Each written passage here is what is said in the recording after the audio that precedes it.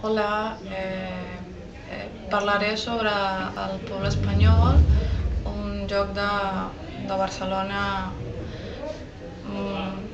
per mi molt bonic. M'agrada molt perquè és com si fessis un petit recorrido per tota Espanya. Té rèpliques de cases de petits pobles d'Andalusia, Catalunya, Madrid, cases de veritat que han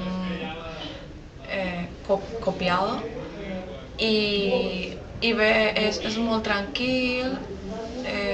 El sitio que más me agrada es la Font de Prades, perquè és un restaurant molt bonico i quan estàs menjant estàs com si estessis en un altre poble. No hi ha soroll, no hi ha cotxes, solament veuràs a la gent caminant, els turistes, i bé, també té una petita ermita i té molt bona vista.